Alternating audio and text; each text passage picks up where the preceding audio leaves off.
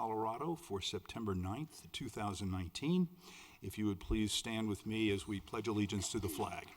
I pledge allegiance to the flag of the United States of America and to the republic for which it stands, one nation, under God, indivisible, with liberty and justice for all.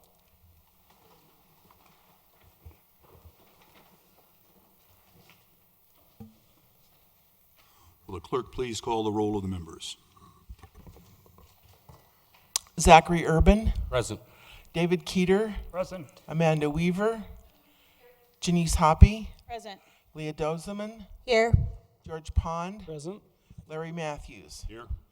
Councilmember Davis has excused herself for this evening, and we have a quorum. Thank you, Madam Clerk. We do not have any proclamations and ceremonies this evening, nor do we have minutes for approval. I would ask for approval of the agenda, including any changes or anything to pull off of the consent agenda. Mr. Matthews. Thank you. I'd like to pull item 1B off the consent agenda for separate discussion. We will pull item 1B off of the consent agenda and consider that separately.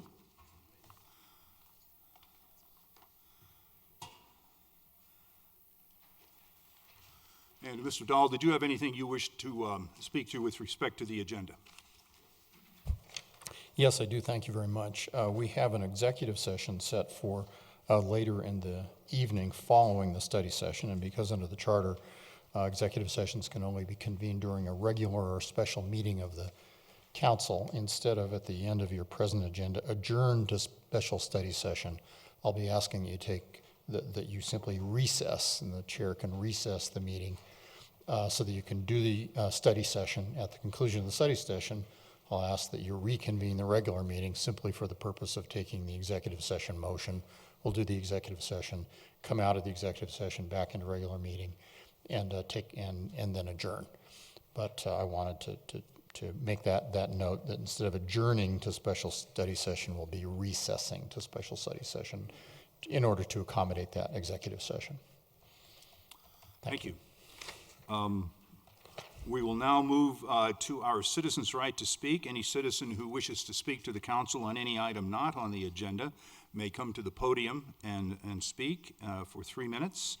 And at the end of, because we had a study session at the end of our regular meeting, we will take study session public comment at the beginning of our meeting now. So I have one person signed up to speak.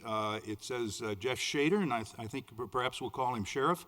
Sheriff Shader, if you'd like to come, and please give us your first name and last name and an address for the record, and then continue. Good evening, councilors. Good evening, Mayor. Thank you for the opportunity to be here. My name is Jeff Schrader. I am the Jefferson County Sheriff. Address is 200 Jefferson County Parkway in Golden, 80401. I'm here tonight to ask that this council endorse, and each of you as individuals endorse, Jefferson County Ballot Issue 1A, which is in effect a Tabor timeout.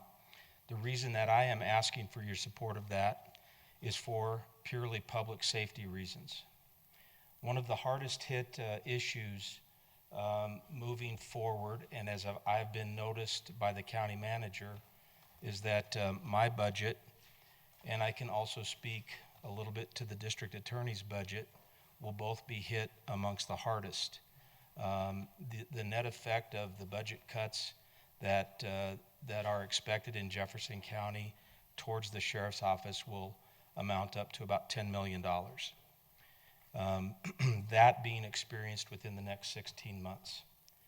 And what that means in practical terms for me and ultimately for people, the citizens of Wheat Ridge, and especially for the folks who protect the citizens of Wheat Ridge, the Wheat Ridge Police Department, is that the beginning of this coming year in 2020, I'm going to have to close one of the 5 housing floors of the jail. And in the beginning of 2021, I will have to close another, a net of 640 beds. When we operate at 85% of capacity according to National Institute of Correction guidelines. In practical terms, that means a reduction of inmates of about 550. There is no way to get there but to do two things.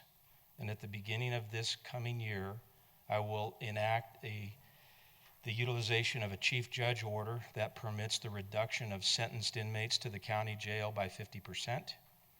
And then I will also have to start refusing to accept a number of prisoners, starting at petty offenses, municipal offenses, and up to and including class 4 felonies. So not just misdemeanor cases. And people who are in both of those categories, whether they're sentenced or whether we're going to have to refuse acceptance, there will be multiple DUI offenders in those categories if that population were today. And again, if we are touching on class 4 felonies, there are some persons crimes that would even also be affected. The district attorney's office is going to be cut in their budget in that same time period by $1.5 million. There is nowhere in the district attorney's budget to cut that would amount to that without touching on lawyers and investigators. And if that is the case, it will in fact change public safety policy throughout Jefferson County. So for those practical reasons, I am asking that this council and each of you as counselors individually support that. I would ask that you go to keepjeffcosafe.com if you need to learn more about that. Otherwise, the campaign, Keep Jeffco Safe, is going to be forwarding information to the city council and asking that they pass a resolution in that regard. And I would ask for your support in that. Thank you for the opportunity. Thank you, Sheriff Schrader. That is the only speaker that I have signed up to speak. If you haven't signed up but would like to speak on public comment on any item not on the agenda, you may come forward and do so now. Is there anyone who would like to speak? Okay, we'll close our public comment on the regular agenda, and I'm going to open it up for a special study session. And my first speaker is Russ Newton.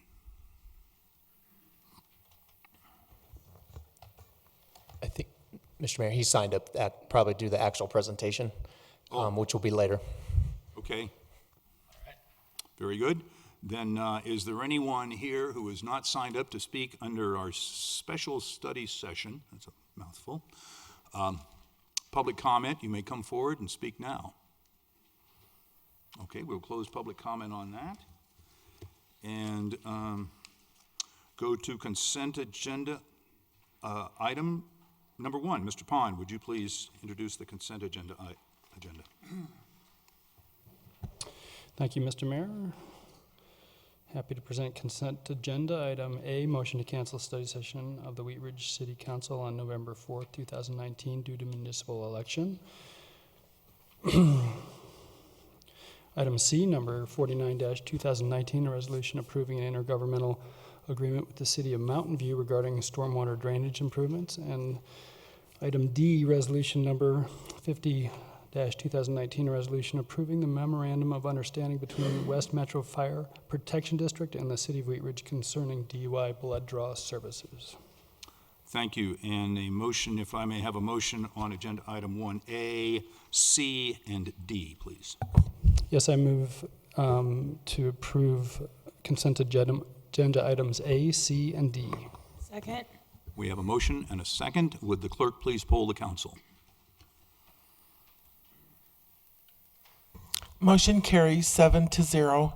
Thank you. Was Ms. Hoppy was the second. Hoppy. Okay, thank you. Mr. Pond, would you please introduce agenda item number 1B, please? Yes, item number 1B, resolution number 48-2019, a resolution concerning the acquisition and acceptance of private property for the purpose of constructing, installing, maintaining, and using public improvements for improving the intersections of West 52nd Avenue, Ward Road, and Ridge Road, Ward Road, and the pedestrian bridge associated plaza areas and the multi-use trail by negotiation and voluntary purchase, and authorizing such action as necessary to accomplish said purposes. Thank you. May I have a motion on agenda item number B, 1B? I move to approve Resolution Number 48, 2019, a resolution concerning the acquisition and acceptance of private property for the purpose of constructing, installing, maintaining, and using public improvements for improving the intersections of West 52nd Avenue Ward Road and Ridge Road Ward Road and the pedestrian bridge, associated plaza areas, and the multi-use trail by negotiation and voluntary purchase, and authorizing such action as necessary to accomplish said purposes. Second. We have a motion and a second by Ms. Hoppy. Do we have discussion on the motion? Mr. Matthews. Thank you, Mr. Mayor. We sort of just touched on eminent domain in one of our previous meetings just recently, and I am assuming that the part of that last sentence that says, "and authorizing such action as necessary to accomplish said purposes," would also include invoking eminent domain without coming to council. Am I correct in that assumption? It's not. It would have to be specifically spelled out, and probably maybe Mr. Dahl, our city attorney, could explain that. That's correct. If you're going to authorize eminent domain, the resolution has to actually say so. So per, frankly, direction I think we'd gotten from council much earlier, that you wanted to reserve the choice on eminent domain until all the other efforts had been exhausted. This authorizes all those other efforts, which are negotiation, but stop short of eminent domain. We'll have to come back for that. And I'm not saying I would not vote for eminent domain. I'm just saying that I wanted to make sure council doesn't abdicate that responsibility. And if that does not include eminent domain, then I have no objection to the motion as stated. Thank you. Is there any further discussion on the motion? Ms. Hoppy. I just wanted to also clarify that in the memo, it does state that council was informed on the right-of-way acquisition process, and at council's direction, this resolution does not authorize use of eminent domain. For our citizens out there that don't necessarily have a packet, it is in black and white for us. Thank you. Is there any further discussion on the motion? Seeing none, will the clerk please poll the council? Motion carries 7-0. Thank you. We will go to agenda item number 2. Ms. Hoppy, would you please introduce item number 2? Thank you, Mr. Mayor. Item number 2, Council Bill number 13-2019, an ordinance amending the Wheat Ridge Code of Laws concerning procedures for protests under Section 5.10 of the Home Rule Charter, case number ZOA-19-03. At issue, the city charter includes a provision allowing for a protest to be filed against a zone change request. If a protest is received, the rezoning ordinance must be approved by a 3/4 vote of the entire council, 6 votes. The purpose of this code amendment is to clarify the protest procedure for rezoning decisions and to enact a delay in the public hearing in the event a protest is received. Thank you. This is an ordinance on second reading. It is a public hearing. It is not quasi-judicial. I'm going to open the public hearing and ask the clerk for an ordinance number. This will be ordinance number 1673.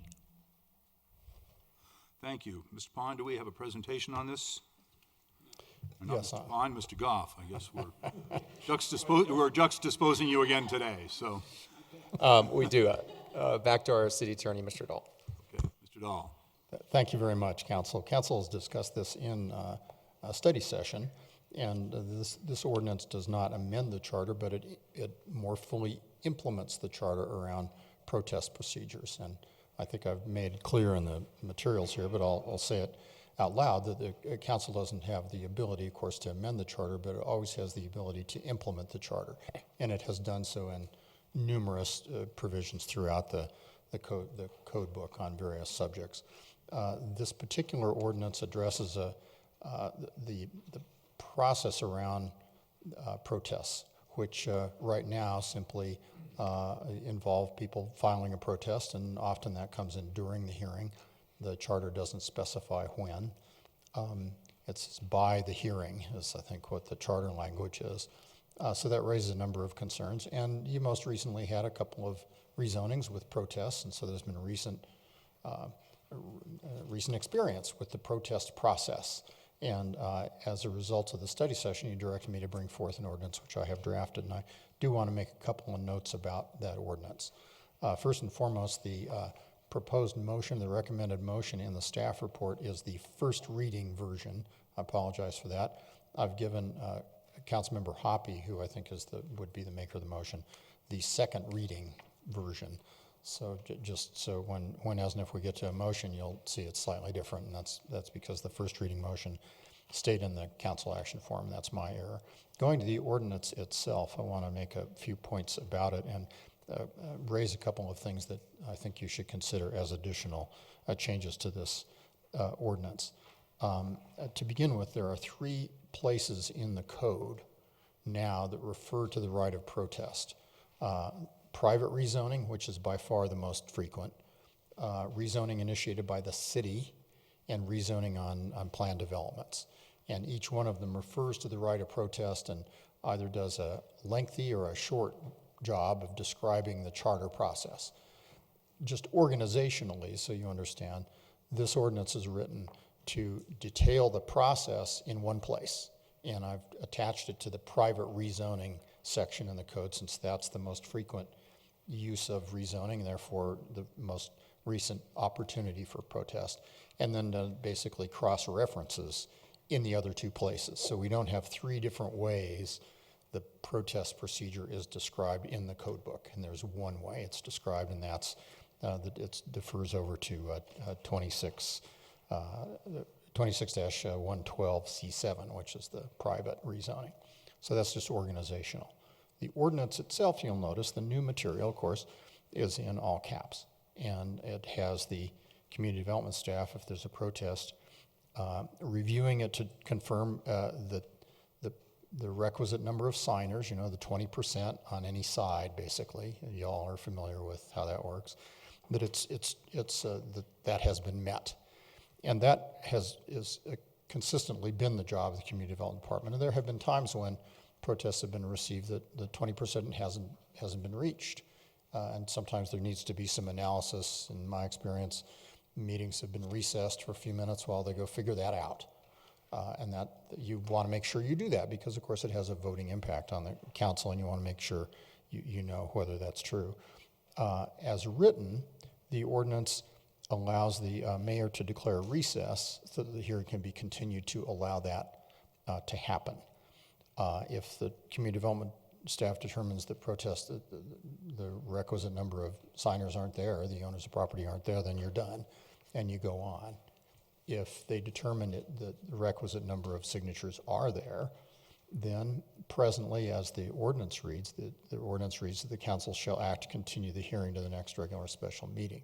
This is as a result of the discussion you had in study session, which I expect you'll probably talk more fully about here in a minute. But during that debate, or the discussion during study session, the policy issue you raised for me to address was when we do get a protest, that's sometimes a surprise. And it's a surprise to us, surprise to the citizens. And it changes the dynamics, and we want to be able to have the opportunity to not have to make the decision that night. And so therefore it lists this continuance. The next section, E, repeats the language right out of the charter about the 20%. But then it says that 20% extends to property owners within 100 feet of the subject property, including those located diagonally adjacent to the corners as shown on a diagram, which we're going to look at in a minute. That came up in study session too, because we had little diagrams, and there's the missing corner that can actually touch the property to be rezoned, and there's just no opportunity, or at least it's not clear. So let's actually go to the very next page, or the diagrams, and I'll take you through those briefly. Lauren Mikulak did a wonderful job at rendering this in a way I never could have, and I want to give her credit. First diagram just shows the property be rezoned. Second one shows, the rear of the property, and you see there's an arc, which is 100 feet out from the corner. So in no case are we including property that's greater than 100 feet, but we're including the people that are missing on that corner. Same thing's true in letters C and D, the sides. You get the corner. Letter E, across the street. Letter F, a kind of an irregular side. And so I think that illustrates really well the intention, at least, of including the diagonal properties. Having said that, we go back to the ordinance itself. picking up another issue, which is, all right, if there's a protest, when can it be rescinded or can it be? And what I have written here is the process that I've advised you was applicable in the absence of any charter statement or ordinance statement to the contrary, which is once a protest is filed, it can be rescinded by the maker of the protest. And I kind of wrote out how that would work if you're going to put it in the code. So it can be rescinded only in a written instrument signed by the same persons as the original and presented prior to final council action on the matter. That's what actually happened, as you might recall. I want to make clear that there was a fair amount of debate around that. Not everyone liked that rule, but there was no written rule, so that's the one that got followed. If you were to write the rule in other ways beyond how I've written it, you have some choices. Certainly you can say a protest once filed and determined to be sufficient by the community development staff may not be rescinded, period. You have the right to do that. You have another door probably, which is a protest once filed can be rescinded prior to the hearing, but not, prior to the hearing at which action would take, prior to the hearing, as opposed to right now how I've written it as prior to final action. I don't have a preference. I wrote it the way I did because that's the rule that was followed the last time, but you've got a couple of the choices in terms of timing, all the way to once you file it, you're done. It's always true, whether or not you want to rescind it. So there's that is a potential amendment that you could make to the ordinance. There's one last amendment, and then I'm happy to take questions. That's really at the beginning of the ordinance, and that is when protests must be filed. And there has, over the years, been concern about protests coming in during the hearing, and the council has permitted that in past years, and that's generally been the rule, and I've had to opine on that a number of times, and I said that's been your practice. The charter doesn't require that. The charter says by the hearing, and it is within your authority to say what that means. And you can say that that means, and if you were to do it, you'd put it as a new letter A probably, that it means prior to the commencement of the hearing on the matter. The policy issue around that, which is for you to decide, but I want to articulate, is that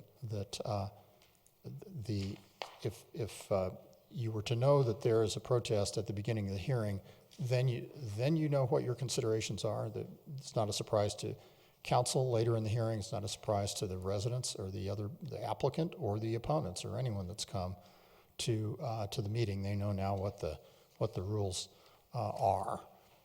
That's analogous, and I'm almost done with this report, and thanks for your patience, but that's analogous to the staff at the beginning of a rezoning hearing saying, okay, I want to introduce into the record the copies of the staff report, the case file, et cetera, the notice and posting has been accomplished, so there's a jurisdiction to hear this case. It's kind of a jurisdictional, here are the rules for this case before we start taking testimony. So you may well want to include that in your discussion here tonight. That's what I've got to tell you, and I'm happy to answer questions. Thank you. Before we go to questions from the councilors, I would like to give the public an opportunity to speak on this, and I have a sign-in sheet. When I call your name, if you would please come to the podium, adjust the microphone, give us your first name and last name, and spell your last name for the record, and give us your address. And we will start with Megan Schleicher and Dorothy Archer on deck. And forgive me if I mispronounce your name. I understand. I tried to convince my husband Kelly was the way to go. He didn't agree. Megan Schleicher, and my address is 10315 West 33rd Avenue. Should I go ahead and start? Please continue. Okay. So my concerns with this, first of all, I agree with the intent behind what you're trying to do here is clarify the protest process and make sure that there's certain rules we all agree to work within.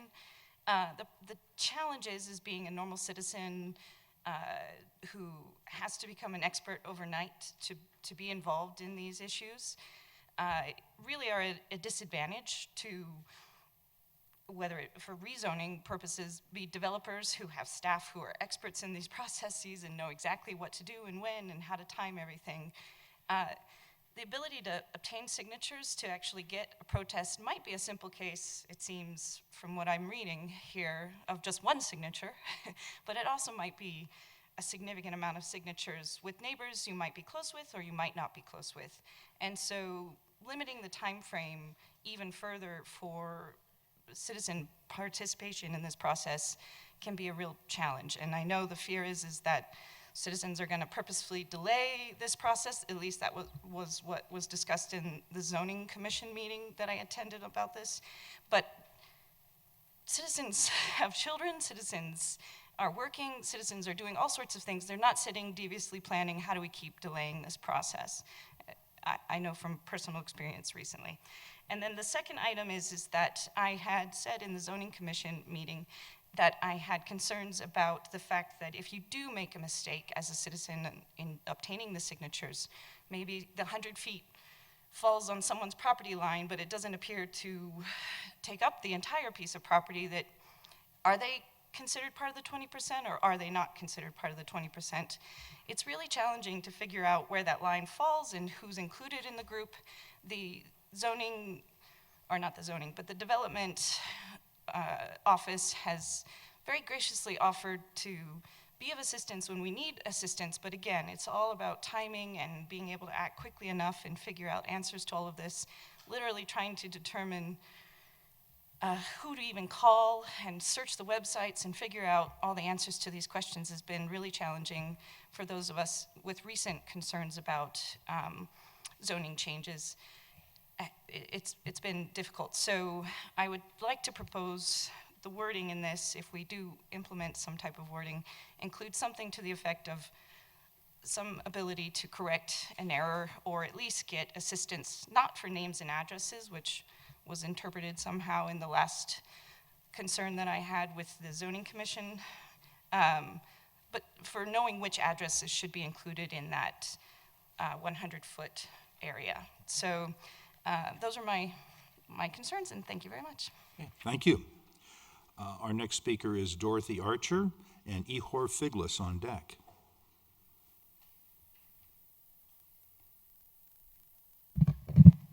My name is Dorothy Archer, 3640 Marshall Street, and I'd like to donate my 3 minutes to Ihor Figlis, please. Thank you. Our next speaker is Ihor Figlis and Rachel Holteen on deck.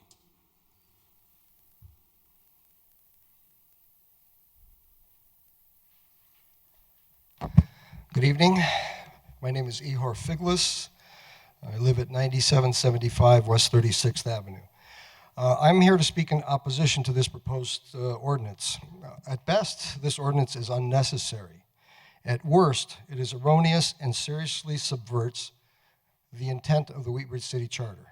Specifically, in Section 1, Paragraph D of Attachment 1, which is page 39 of the agenda, it requires the City Council to continue the hearing on a zoning change upon receipt of a protest. The Wheat Ridge City Charter states specifically that a protest to zoning changes shall be submitted to the City Council no later than the hearing on the proposed amendment. This language is very specific. There is no requirement for advanced submission. Not one day, not 1 week, but at the hearing. I believe there is a reason for this specific language, and that reason is to prevent any potential undue influence on someone who files a protest. Requiring the City Council to continue the hearing in the event of a protest is akin to requiring a 2-week prior submission, thereby creating an advanced submission requirement for such a process. This paragraph actually subverts the intent of the City Charter. The submission of a protest does not create a pressing need and does not change the case. This being a quasi-judicial matter, the City Council is prohibited from further input on this matter. The only thing that can change during the ensuing delay is the withdrawal of a written protest, and this rule simply opens the door to an unscrupulous person who might wish to influence the protest process. If anything, the City Council should adopt an ordinance requiring the Council to vote on a rezoning to which a protest has been submitted at the hearing without allowing for a continuation. As I stated, a delay opens the door to undue and unsavory influence on a protester. I can tell you that I have actually heard someone express such misgivings about filing a protest. Given the zealousness with which a current applicant is pursuing their development proposal in the city, it is not difficult to imagine such a scenario. Next, there's a glaring error in the diagrams on figure 26-11.2, specifically panel E. In essence, the city charter creates a 100-foot zone of potential protest around the property to be rezoned across and diagonally. Taking a street into account only separates out the side with the street by whatever is the street width. There is no limitation, 50 feet, 100 feet, whatever. It just simply states as if that street wasn't there. It does not change the corners of the protest zones. The corners should remain, and there is precedent. Land use case WZ 18-09 in August 2018. The city accepted and verified a legal protest to a proposed rezoning of 9800 West 38th Avenue from a Linda Ibach, who resides at 9785 West 38th. That property is located across the street diagonally from the property considered for rezoning. There was no challenge to her protest, and no questioning of the legitimacy of her right to this protest. And I agree with the previous speaker that the city should publish addresses of all persons who are eligible to file a legal protest or rezoning. Thank you. Thank you. Our next speaker is Rachel Holteen.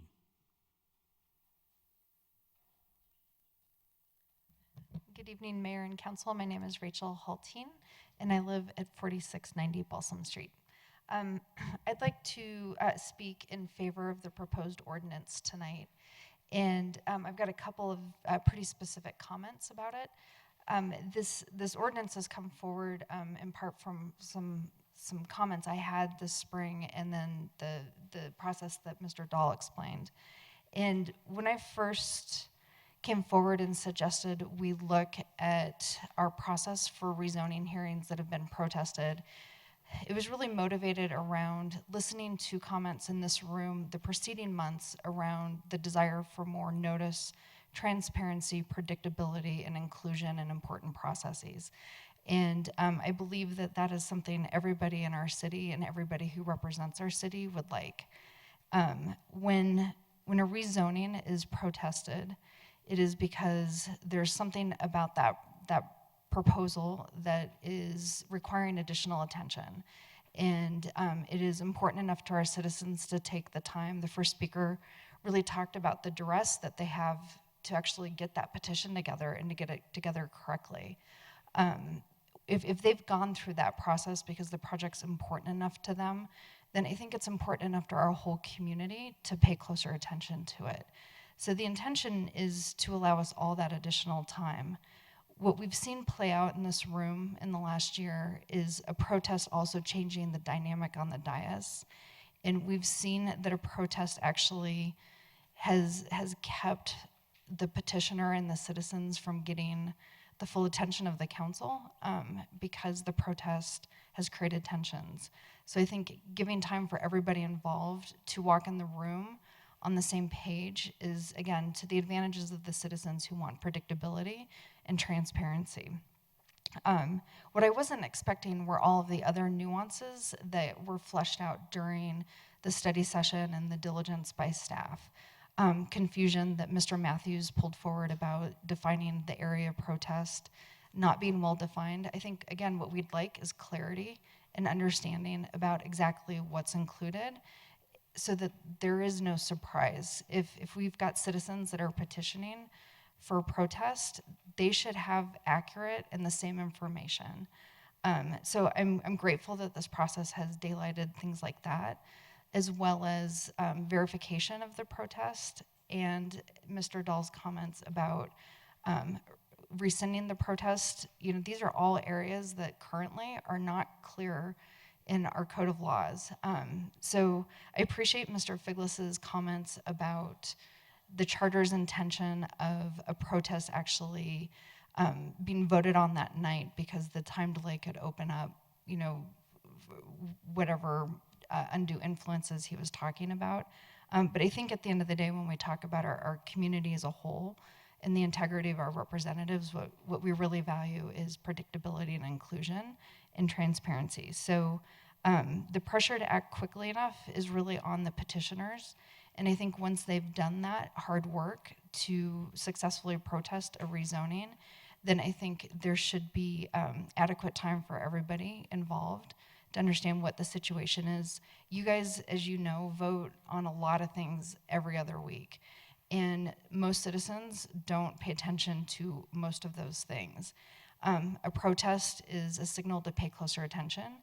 And I think it's just fair for us all to have time to understand what that is. Thank you very much. Thank you.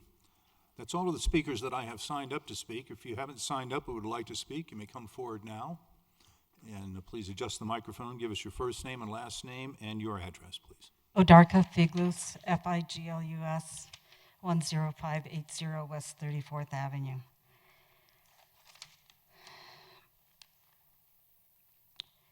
Okay, I will first respond to some of the comments that were made by Ms. Hulteen. She talks about predictability, stability, integrity. I think that this proposal to delay the hearing or to delay the vote by 2 weeks after a protest is submitted actually works against all of those. And I think they will be bringing the integrity and the predictability of the city in question. Everyone should be, developers, anybody that's involved, and anybody that's interested in what rezoning is going to be, should anticipate the possibility of a protest. That's really clearly stated in our charter. And the comments about a protest changing the dynamic on the dais and creating tension on the dais, I don't understand that, because you shouldn't be talking about all this between yourselves anyway, and you should be deciding on the merits of the case and not on some tension that is created by a protest. So I think what we need to look at is not what happens today or tomorrow, but what happens in our worst case scenario. What if, by some chance, a corrupt council gets elected? Is it really that hard to imagine that in the intervening 2-week period, there could be undue influence through the police power of this city to influence the protester to withdraw their protest?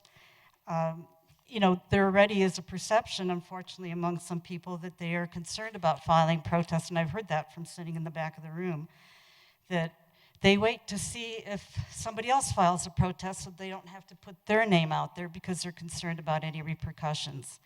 And I think it's really important for people to be able to put in the protest by the close of the public hearing, because really sometimes you have to come in and listen to what the proposal is and hear the developer's presentation. Maybe you hear something in that tells you, oh, this is not the right thing for me.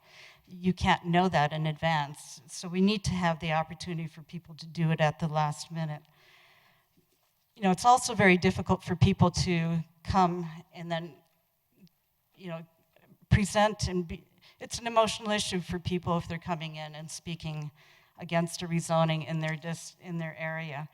And it's very hard then to get people to come again and then to really trust what it is that is happening behind the scenes. It's just too much question then of, is there a back door or back room deal being made? It just kind of opens everything up to too many questions, and I don't think we need that. I think we need to stick with integrity.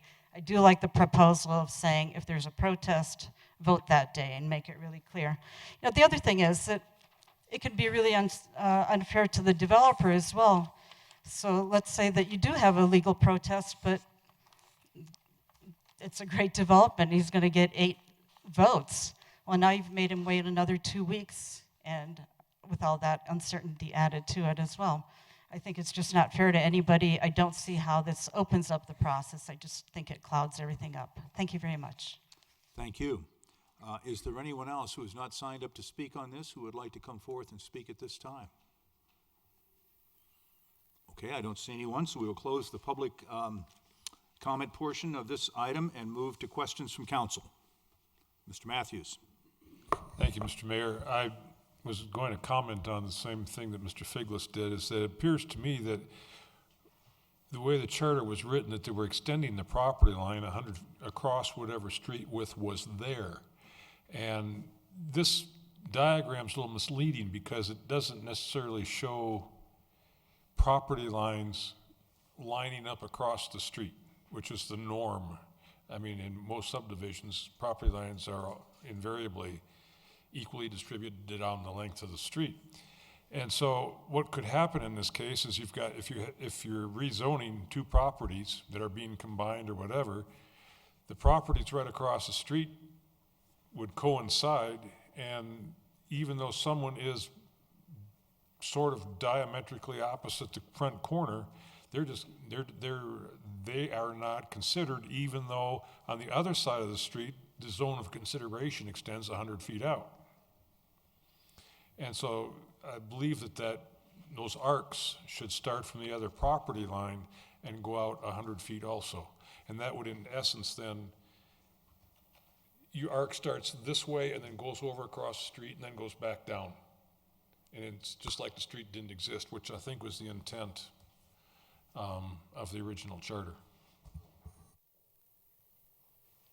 Mr. Dahl, would you like to respond? It'd be maybe useful for Mr. Johnstone to comment on that, but I see the logic of that, honestly.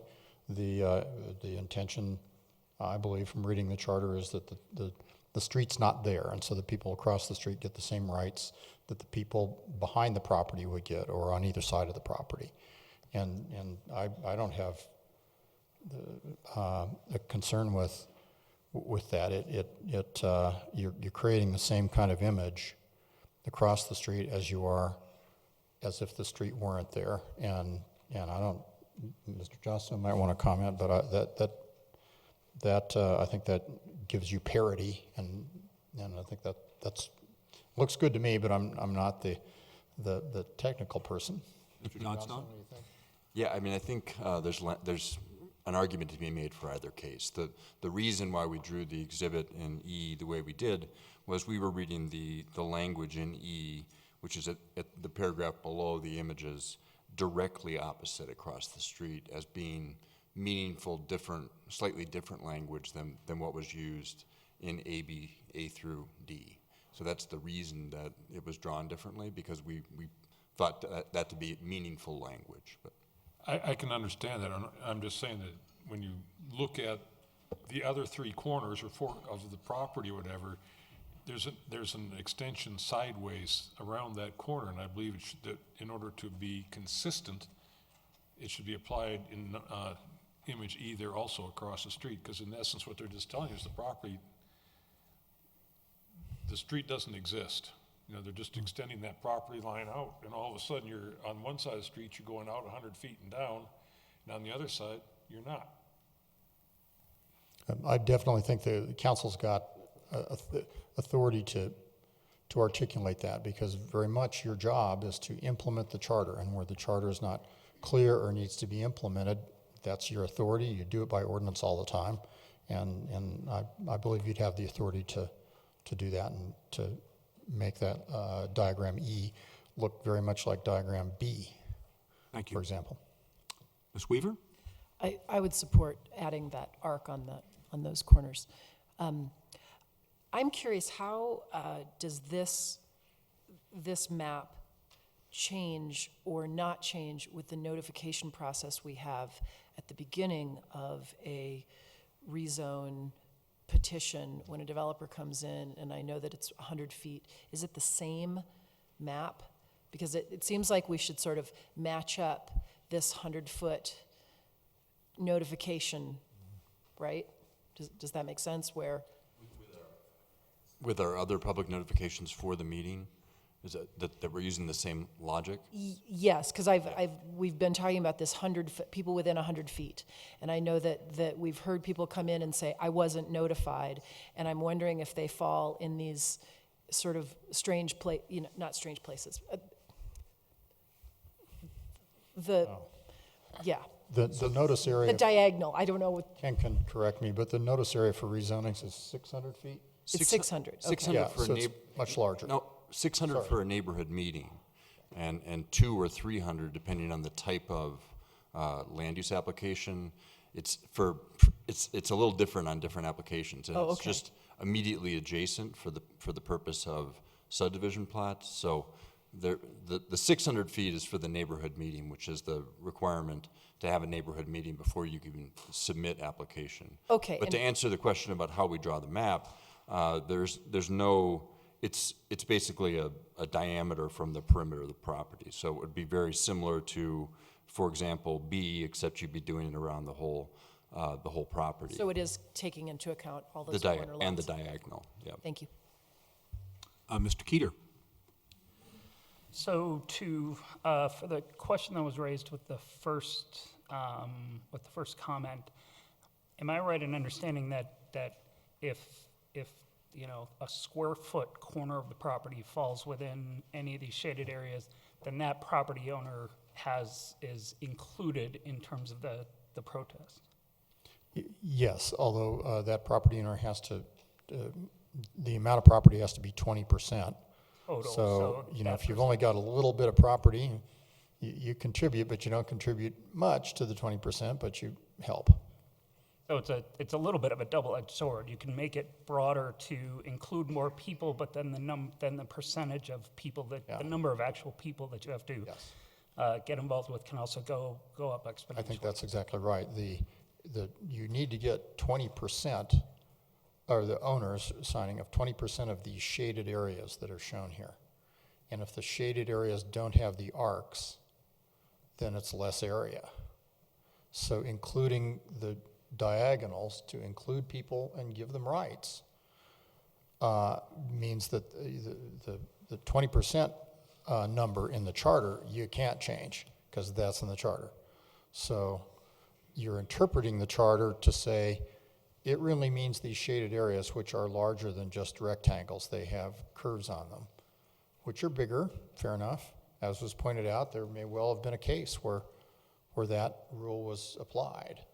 But you've got to get 20% of that area. Now that we've defined the area by shading it, then you've got to get owners at 20% of that. Thank you. Additional questions from council? Mr. Urban? Thank you, Mr. Mayor. So this question is for the city attorney. The charter says that this letter of protest must be submitted by the hearing date or by what we presume to be the end of the hearing possibly. And so this amendment, we can't necessarily say that the letter of protest has to receive by first reading and change the charter in that way. So how can we then conversely change the interpretation to basically, as Ihor Figlis pointed out, that this basically creates a third hearing of sorts that extends that process. So doesn't that sort of impede someone's right to a speedy trial, if it were, in this process? And by making us use the word shall in here, that it shall be postponed, isn't that impeding on whether it be the applicant's rights or the citizen's rights? Possibly. I think there's two parts to that question. Let me answer the easy one first, which is when the charter says by the hearing, it's up to you, and you're the ones who get to decide what by the hearing means in terms of, does that need to be by the, just like you've got to sign up to testify here by the hearing, and a number, is that before that hearing commences that night, and that's legitimate for you to say that's what that means, as opposed to before the gavel goes down on the end of the hearing, which has been sort of the practice. So you clearly have that authority. Where there is a mandatory continuance, then while the hearing got opened, it got continued. And so, yeah, you've satisfied the letter of the by the hearing, but I recognize that you haven't probably satisfied the spirit, and I recognize that, of getting that in before the hearing, and now we do the hearing, as opposed to waiting. So I think if the hearing's opened, you require they be submitted before the hearing's open. It's submitted, the hearing's open, and there's an immediate motion to continue. You've satisfied the letter of the charter requirement, but I am the first to admit you have opened it up for people be concerned that now the hearing's much later. So, but in that instance, if I were to file a letter of protest causing the hearing to be postponed, and then the next day I rescind that letter, and then because the hearing is now still open for the next meeting, I come in and file another one, which causes it to be postponed. So in what way does this end? Well, I agree, you clearly need a bright line test for when the door closes on the eligibility for protests to come in, and that's good for everyone. You know, you really need that bright line. And if you say by the hearing, it's before the hearing is commenced, the evening it is scheduled or something like that, then you have that hard line. That's one thing you need to clearly do, and if we need to make it more clear, I think that we absolutely should. The second question is, all right, then what? When there's one in, and it's satisfied the bright line, what's the procedure we're going to follow? And I think if you open the hearing, you can, and then continue it, you get by, in terms of the letter of the law, the ability to have the whole hearing later. But I get it, that doing so is a process that raises other problems. I don't think, under that scenario, that you open up the opportunity for another set of protests if you're clear about when the bright line to submit them is on that agenda item. But if, excuse me if I can, but if the city charter says that it's allowed and we disallow it, then we could possibly be sued because we didn't allow it, because the way the charter is currently written, there is that vagueness to it. So yeah, I mean, it's your job to make sure there isn't vagueness in the ordinance, and what I'm saying is that if there's a bright line that it has to be submitted before the commencement of the hearing, that's the bright line for the submission of protests. Then you commence the hearing and you have a process that requires that the hearing be immediately continued. You still have a hearing that's going to take place 2 weeks from now, that the voting requirement for which is 6 votes. So if the intention of the charter is that it be a 6-vote hearing, that has been preserved. I absolutely get it that you've got an intervening 2 weeks, and there are the list of, gosh, what could happen issues. I think that those, while they may well have public policy weight that convince you shouldn't have a continuance like that, but I think you've satisfied the charter. You have raised other concerns. thank you. Ms. Hoppe? My question is for Mr. Dahl. Is it, to clarify then the issue that Councilmember Urban was just discussing, could there be an addition to the ordinance that says once the hearing is continued, no other protests may be submitted?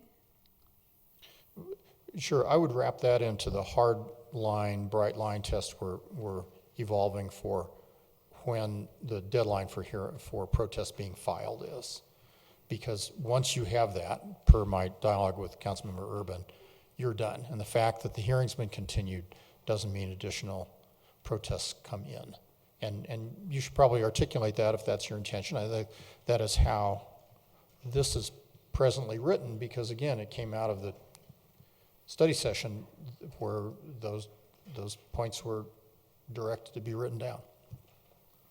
You have a follow-up, Ms. Hoppe? Go ahead. I do. So would it, prior to the initial commencement of the hearing, would solve that initial Yeah. commencement of the hearing?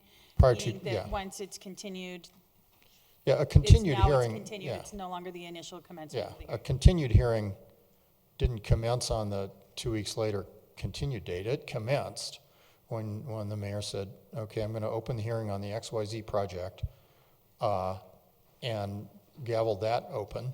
I see that now we're making a record because the bright line test says we've got to take note of any protests that have been filed. Yes, I see there has been one filed. Yes, community development has certified as being sufficient. Because of that, I'll entertain a motion to continue this hearing to 2 weeks later. And so that's procedurally how you do all that. In practice, of course, hearings like this often get continued anyhow. You take testimony and then there's more later. And so it sometimes happens no matter what. But mechanically, that's how you would do it to satisfy the charter and also to implement this concept that you directed about the automatic continuance business. Mr. Keeter. Thank you.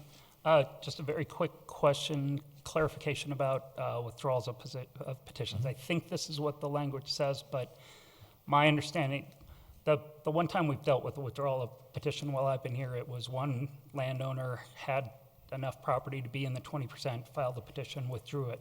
If, for example, it's 5 or 6 owners that join together to be the 20%, it requires all of them to withdraw it. It's not just that one person who would drop them down to below the 20% threshold could scuttle a petition. I think the way it's written is that everybody who signs the petition has to sign the withdrawal of the petition. Is that, you're kind of nodding like you hadn't actually contemplated that scenario, but is that the intent of the language? Yeah, I'm glad you asked the question, because in the past I think we've had protests that have been, only one protest and all the owners have signed. Has that been the practice? I think if you look at paragraph F, it says Probably both ways. persons. Let's, if you give them a chance to answer, please. Mr. Johnstone says we've had it both ways. We've had a single protest with the sufficient multiple people that equaled 20% on one document, and we've had multiple documents that, when added together, made the cut. I'm glad you asked the question, because whatever you do, you want to make it clear. It would seem to me that, you know, I can't withdraw a petition that other people have also signed. That somehow seems wrong. It would seem to me you'd have to articulate that, because while it's true that my signature made the petition get to the 20%, it was a single document that came to you. Now, you could articulate it in any way you want, actually, and because you're implementing a procedure, you could detail that, and you could say, in the event of a protest signed by multiple owners, then a rescission of that protest must be by all of the owners, or all the people signing, or in that of rescission to have legal effect on the council voting requirements, must rescind a sufficient amount of property to result in less than 20% remaining. I mean, you know, that's how you'd write it to make it happen either way. Thank you, Mr. Matthews. In paragraph F, I think we've addressed that. It says may be rescinded only in a written instrument signed by the same person, paren S, persons, as the protest. So that covers us there, that everyone has to agree to rescind it.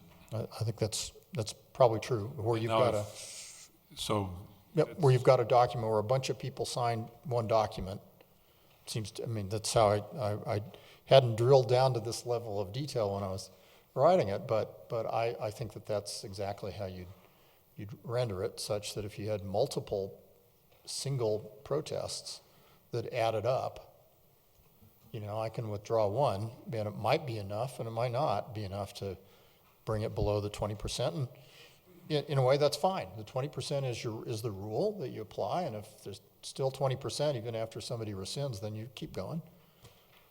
If strategically the protesters, you know, put everybody on one protest, then that was their strategy decision, and okay, you have one person that wants to withdraw, but all of them on that single document need to. You know, it probably makes sense, whatever we do, for there to be, we often, upstairs at community development, will have little handouts that say, okay, if you're going to apply for a variance, here's what you need to know. And it wouldn't be the worst thing to have, no matter whatever ends up happening here, some guidance like that, so that people, not telling them what to do, but understanding the rules. Mr. Dahl, you've talked about a protest petition. There isn't a petition per se, is that? Protest document. Okay, thank you. Yeah, sorry. Additional comments, questions? Mr. Urban. Thank you, Mr. Mayor. At present, within the city charter, there's nothing that precludes council from continuing a hearing for any reason that we choose. Not at all. That's correct. Thank you. Additional questions before I close the public hearing and we go to a motion? Are there any more questions that you wish to ask staff? I'm going to close the public hearing, and a motion is in order. Thank you, Mr. Mayor. I move to approve Council Bill Number 13-2019, an ordinance amending Chapter 26 of the Wheat Ridge Code of Laws concerning the right of protest procedure for rezoning decisions on second reading, order it published, and it take effect 15 days after publication with the following adjustments. Section 1(7), add a new A to read prior to the commencement of the hearing. Adjust subsequent following letters. Page 3, section figures 26.112.1, figure E, add the corner properties. And that's it. Is there a second? Second. We have a motion and a second by Mr. Keeter. Is there discussion on the motion? Mr. Urban. Thank you, Mr. Mayor. My biggest concern about this is as it relates to our mandate to postpone a hearing that's been properly scheduled, and both citizens and property owners may be able to attend that particular meeting but may not be able to attend other meetings. And by tying our hands to postpone a hearing that's been duly noticed, that's the biggest concern for me as it relates to this particular proposal. And so I would like to suggest an amendment to item D of Part 7, which is on page 2, on the third line, that it states council shall act, and replace the word shall with the word may. There's an amendment. Is there a second to the amendment? Second. We have an amendment and a second. Do we have discussion on the amendment? Ms. Hoppy. My concern would be changing the word from shall to may will deteriorate the transparent and inclusive process. So then it is, well, city council might do this or they might do that. And I think that the point of this was to try to make sure that it was a really clear path. Well, Further discussion? Mr. Urban. I would say that rezonings and real estate development are, by definition, not a clear path in any respect as it relates to one particular project over another. And so by tying our hands to do it in this way, extending the process and basically creating a property right out of the letter of protest by allowing that time to enter into the process, that I think is detrimental to the process, and it is not fair to the citizens that have filed a letter of protest and who would then have to endure 2 weeks of influence by whoever may come. So if we're currently allowed in our charter to postpone a hearing whenever we want, there's nothing precluding us from doing so. Why wouldn't we allow ourselves that flexibility as it comes to different developments?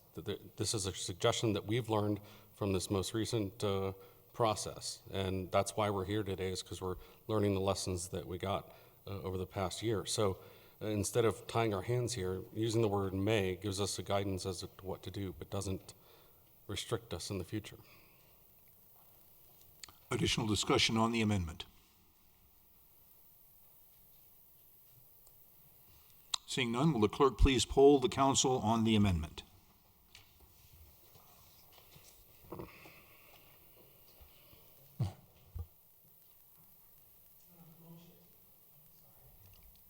Motion fails 3-4 with council members Hoppy, Weaver, Keeter, and Pond voting no. Okay, then we are back to the original motion. May I ask a clarifying question? Yes, sir. Of the maker of the motion. You had suggested the addition of a new A under 7, reading prior to the commencement of the hearing, but I believe that would be a sentence fragment, because if it were a letter A, were you intending it instead to amend the next to last line of 7, replacing no later than the hearing with prior to commencement of the hearing. Yes. Does the second understand that? Whoever seconded that? Sorry, yes. Okay. Would you read that, please, one more time? As I understand it, the amendment to the motion to approve the ordinance that Ms. Hoppy read would change the next to last line in paragraph 7, which presently reads, the sentence reads, "The written protest of such change shall be submitted to the City Council no later than the hearing on the proposed rezoning ordinance." And what I'm hearing is that we would strike no later than and insert prior to commencement of. Are you saying no later than prior to the commencement No, of? you would strike no later than, which is existing code language, and replace those three words with prior to commencement of. Well, he's got prior. So the sentence would read, "Shall be submitted to the City Council prior to commencement of the hearing on the proposed rezoning ordinance." Is that what you were intending? Yes. Okay. I have a question. Mr. Urban. Thank you. So that language in that sentence there comes directly from the charter as it relates to this particular section. So that language in there, so how are we amending charter language in a code section? Well, it's repeated in the code.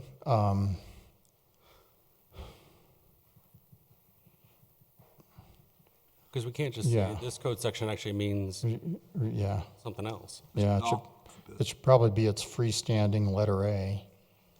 Mr. Dahl, would it work if we said, shall be submitted to the City Council no later than the commencement of the public, and then continue with hearing on the... Councilmember Urban's concern is deeper than that, in fairness. What the code is doing here is repeating what the charter says.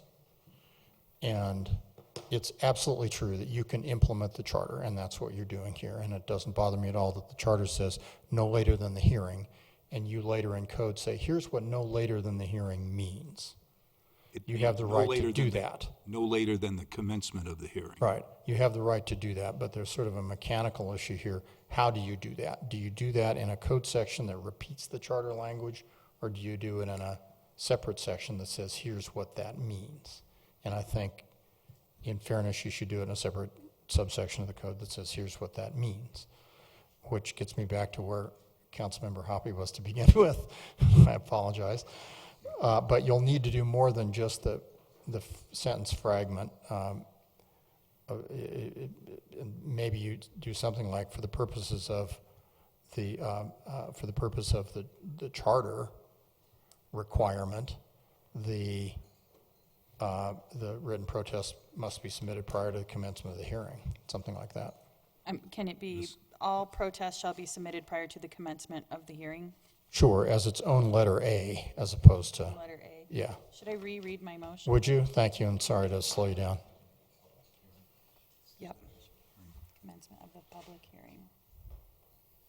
Sorry, writing notes. I move to approve Council Bill number 13-2019, an ordinance amending Chapter 26 of the Wheat Ridge Code of Laws concerning the right of protest procedure for rezoning decisions on second reading, order it published, and that it take effect 15 days after final publication with the following amendments. Section 1(7), addition new A will read, all protests shall be submitted prior to the commencement of the public hearing. All letters subsequent following should be changed. Diagram, under figures 26.112.1, diagram E, the diagonal properties shall be added as is in diagram B. Thank you. Still second. And we have a confirmation with the second, Mr. Keeter. We'll take additional discussion. Ms. Weaver. I would like to introduce a friendly amendment that we also address the communication regarding the protest process. And I would like to ask Mr. Dahl, because he brought this up, is this appropriate to the amendment at hand? Or excuse me, to the motion at hand? Sure, you could have another subsection G that would say something like the Community Development Department shall maintain information materials explaining the procedure required for protests under this section, something like that. Does And it they need to can be do more a handout. Specific, like on the website, or just, can we just say what they will? I'd be inclined to leave it generic, because what you're doing is saying you need to put together a kind of a handout sheet that says, protests in Wheat Ridge, fact sheet kind of thing, and that might make sense for the website, or just a handout, or, This is the timeline, this is how it works, this is how you do it. yeah, sort of an FAQ kind of thing, and you see that occasionally in codes, and I'm fine with that. Something like So Community my Development Department shall provide written guidance to the public shall provide written guidance to the public for describing the procedures for compliance with this section, because the section is all about how you file a protest. Would you like me to restate that? Sure. Are you making an amendment? I am making an amendment. Please make it in the form of an amendment. Okay, I am making a friendly amendment that says, and it would be number G, that Actually, number H, since we've reloaded. the Community Development Department shall provide written guidance to the public on procedures of protest.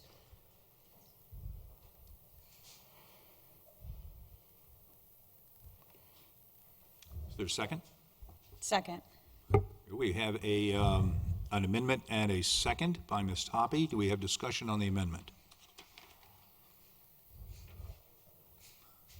Seeing none, will the clerk please poll the council on the amendment? Motion carries 7-0. Thank you. And I just want to say, you all need to get all these motions to me in writing. That's part of your council rules. Okay. I will follow up and send you all of them. Okay. We are now on the main motion. Is there more discussion on the main motion? Mr. Keeter? Yeah, I just wanted to, a couple people talked about the idea of undue influence on a person who filed a protest. I actually believe we should be encouraging the developer and whoever has issues with the proposal to attempt to work together and resolve those issues, and that those kind of disputes are best resolved if they can actually be resolved between the parties involved, as opposed to everybody drawing lines in the sand and asking us to make that decision. So that's that, and the potential and the spelling out of the withdrawal procedures are actually one of the primary reasons I'm supporting this. Thank you, Ms. Hoppy. Thank you. This is an effort to continue to grow our inclusivity in our community and our transparency. And oftentimes we hear a lot that citizens feel uninformed or unincluded. And so I think that this process is good for all of our citizens. And oftentimes it's used as a gotcha tactic, and was that the intention when the charter was originally written? I don't know if that was really the intention, or if it's just just the effect of what happens. But I think all citizens benefit when our playing ground is leveled, and I think that this levels the playing ground. Additional discussion on the motion. Mr. Pond. I just thank folks for engaging in the conversation coming in tonight. I think some of the comments have helped us advance this a little bit more. And I do think, just to be responsive to some of those comments, that it actually, in fact, I think withholds some, or kind of holds on to some of the ability to quote, do it at the last minute, because we're still allowing protest all the way up to the hearing, and I think that's significant. And I think, obviously, I think the comments about clarity and predictability, I think have already been raised up here, and I agree with those as well. Additional discussion on the motion? Mr. Urban. Thank you, Mr. Mayor. The idea that this is leveling the playing field, I don't agree with, and the idea that more foot traffic and more hearings equates to inclusivity just doesn't ring true either, and in my mind, this delays a process unnecessarily. We as council can make that judicial decision to postpone a hearing if the situation merits it, if a council member is absent, or if there's some information that we need to receive, or if a letter of protest has been filed. Those are all valid reasons to consider postponing a hearing, but this ties our hands, and I can't support it in any way, and I'd be surprised if it stands, because to me it is an impediment to the rights of the citizens, and there are some good parts in here. I don't disagree with the need to kind of understand where the letter of protest radiuses are and whatnot, but this is not a good bill, and I will not be supporting it. Additional discussion? Ms. Dozeman. Thank you. Yeah, Ms. Davis is missing tonight. So I would just kind of like to make a few comments because I'm actually on the fence about this. Planning Commission did vote this down during their public hearing discussing it, and their reasoning was because it will be less efficient with too many continuances. And I worry about some of the things that Mr. Urban has brought up as far as if there were a public protest and it automatically sets us into a continuance of the hearing, and then say if it's rescinded and then somebody else potentially comes and submits another protest or adjacent. I think that the intention behind this is good, and I really like a lot of the changes that have happened or come out of this and the discussion that has. We've seen a lot of instances in the last year where we've had either a public protest or a divisive subdivision or rezoning, and the tension in the room is palpable. We can all feel it, and sometimes that really prevents good discussion. And when emotions are running high, I feel like we don't have a good space to think logically and make those good decisions. And because of all of the changes that we've seen this evening, and given that we've made a lot of amendments, we've had a lot of discussions and talked about some issues, I would make a motion to continue this item for further discussion, get the amendments on paper, and potentially have another discussion with a full body. There's a motion to continue. Is there a second? I'll second. Going to give Mr. Urban this one. Is there discussion on the motion to continue? I was just a little delayed in that just because I didn't know if that superseded this motion or if that was allowed. It wasn't out of. At the moment, you got a motion to approve, and I think it's always proper to continue an item before you've acted on it, so sure. Would the clerk please, or is this a debatable motion? I really don't know. Okay. I'm sorry. All right. I don't see a reason you shouldn't. I would, Mr. Mayor? Mr. Matthews? Do we want to set an end date for the continuance, or just let it float? I had assumed it would be just next meeting, because that's usually the And next available meeting. just restate the motion that we continue to the next meeting or wherever, so people out there know too when it's going to come up.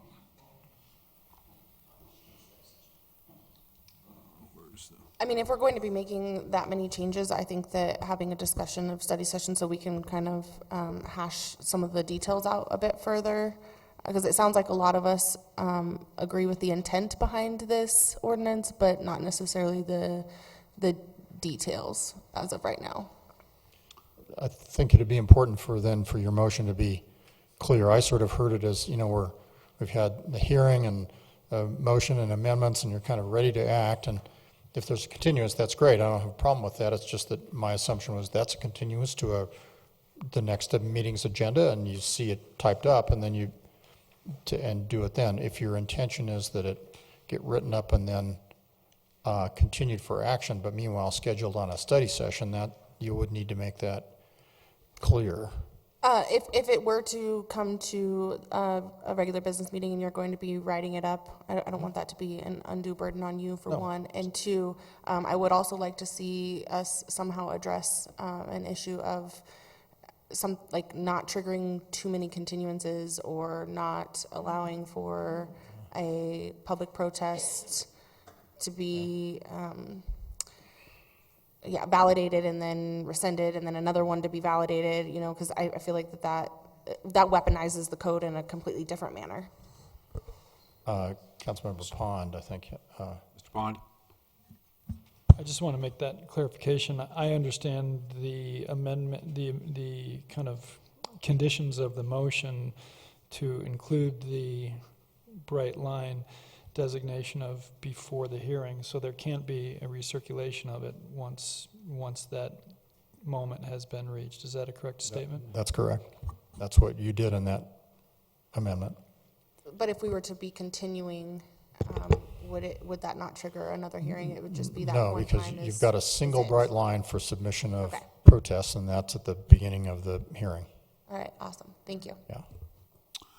So is this to continue to a date certain or to a date indefinite? To continue to our next regular business meeting that we are able to schedule. Okay. Is there further discussion? If you want that in. Mr. Pond? I mean, if it's a matter of we've made a lot of edits and we've got a bunch of amendments to motions and we're just going to write it up again and then continue this discussion and finish this vote, that, with a clean document, then I'm okay with that. Otherwise, I think we could continue the discussion now if there's any other reason. But if it's just about seeing it written down, then I guess at the next business meeting, then I guess I'm okay with that. Further discussion on the continuance? Ms. Hoppe? And I just want everybody to know that I'm looking at the future council agendas and the next regular business meeting being September 23rd, and it is not an extremely full agenda. It currently has 3 items on it. Additional discussion? Will the clerk please poll the council on the continuance? Motion carries 7-0. Thank you. Just in time for kickoff. We will move to item number 3. Mr. Keeter, introduce this item, please. Thank you. Resolution number 51-2019, a resolution approving a 2-lot subdivision with variances for lot width and lot size for property zoned residential 3 R3 located at 2810 and 2816 Benton Street, case number WS-19-05/Horton subdivision. At issue, the applicant is requesting approval of a 2-lot subdivision with lot width and size variances. The purpose of the request is to allow for the 2 existing single-family homes to be contained on separate lots, with one also encompassing a carriage house which currently functions as a legally non-conforming 3rd dwelling unit. Thank you. This is will be a resolution by council. It is a public hearing. It is a quasi-judicial public hearing. I'm going to open the public hearing. If you intend to give testimony on this matter, will you please stand and raise your hand, and I will swear you in. So if the Hortons are here, if you all want to speak on this, you need to, okay. Do you promise or affirm to tell the truth as you understand it in this matter? If you do, please say, I do. You may sit down. Thank you. Mr. Goff, do we have a staff presentation on this? We do. Our planner, Stephanie, will give a presentation. Thank you. Please continue. Good evening, Mayor and City Council. For the record, my name is Stephanie Stevens, planner with the City of Wheat Ridge Community Development Department.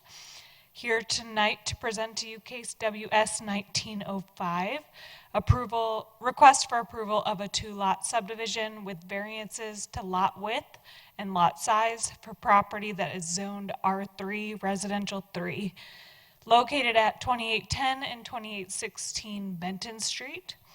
I would like to enter into the public record the contents of the case file, the subdivision regulations, and the digital presentation. The property is within the city of Wheat Ridge. All appropriate notification and posting requirements have been met, and City Council has jurisdiction to hear this case. So on the screen, you'll see a 2018 aerial of the subject property outlined in teal. The site is located between 28th and 29th Avenue, just west of Sheridan. It's approximately 13,300 square feet, and it was subdivided in 1890 under the Lakeside re-subdivision. The lot itself currently contains 2 single-family homes and a carriage unit, so a 3rd dwelling unit is present on the property. This aerial photograph actually shows a 4th dwelling unit, which was a converted chicken coop, which has recently been demolished. The structures on the property were built generally between the years of 1917 and 1970. And they predate the city's zoning regulations. The carriage unit, therefore, is legal, non-conforming as existing today because it was built prior to our regulations taking place. The zoning on the subject property is residential 3, R3, as you can see in the orange on the screen. It's primarily surrounded by similar zoning, similar uses, residential uses. To the west, south, and east are residential 3 zoning, and to the north is R1C, which is a lower density residential district and contains single-family homes. The purpose of the request tonight is to create legal lots for 2 primary single-family homes as they exist today. Normally, City Council does not see a 2-lot subdivision, but because of the unique circumstances in that variances are requested to accommodate a 2-lot subdivision in this case, the variances are what trigger the major subdivision process and the reason that City Council is reviewing this tonight. Because of the history of the site, there are several nonconformities related to setbacks. The structures were developed right over lot lines, and the lots are undersized.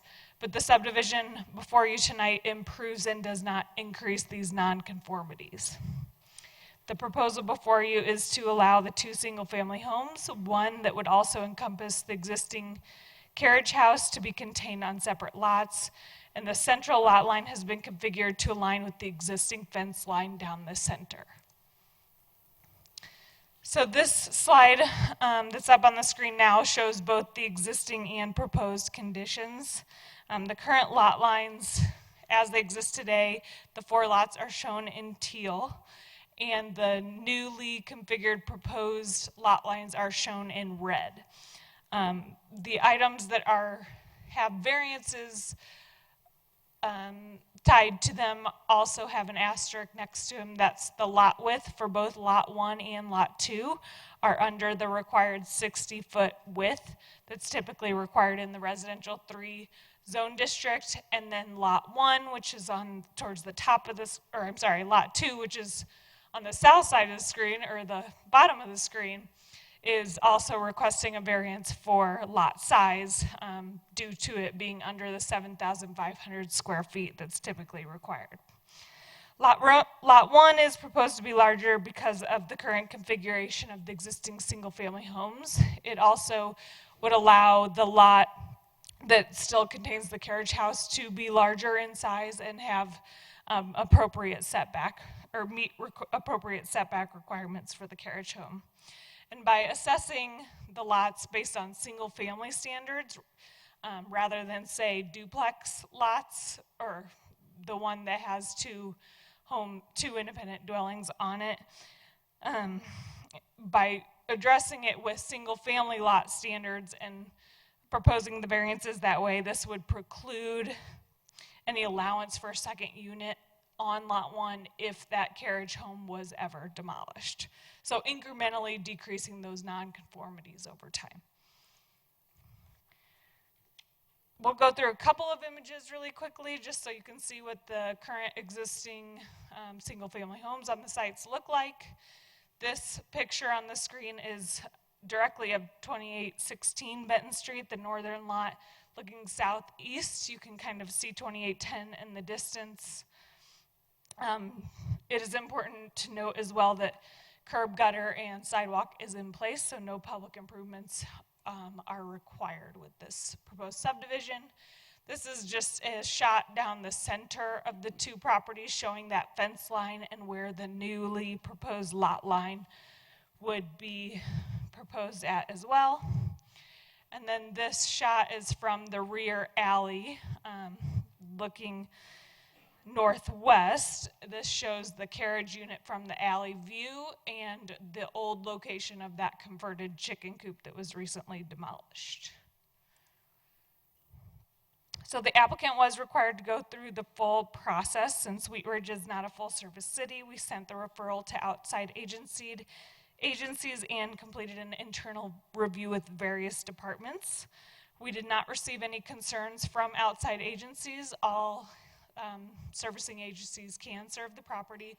Public Works and Planning have found the plat to be approvable. Planning Commission did recommend approval of the variances and the subdivision at the Planning Commission hearing in August. And then for this hearing, we sent out the 15-day notice to adjacent property owners as well as postings on the site, and we did not receive any letters of opposition or calls. And with that, again, this is a unique circumstance coming before City Council for the city because of the need for variances, and variances in our code do require a super majority vote, which would be 6 votes tonight, to be able to be approved. Variances are reviewed on a case-by-case basis based on the 7 criteria that are listed in the code, which has been provided in a more detailed analysis in your staff report. And in this case, staff is recommending approval because the request meets a majority of the 7 listed criteria of the code. We see the benefit of preserving the single-family homes as well as the single-family environment of the neighborhood. It improves the non-conforming situation, promotes a logical lot layout, as well as promotes homeownership opportunities. And so with that, staff is recommending approval of the subdivision with variances. And this concludes my presentation for the night. Mr. Horton, the applicant, is here to speak a few words, and I am available for any questions. Thank you. I'd like to invite Mr. Horton, please, if you'd like to come to the podium.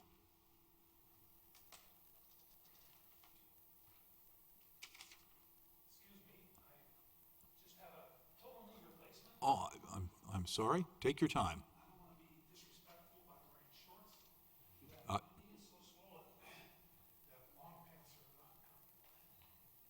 Take your time.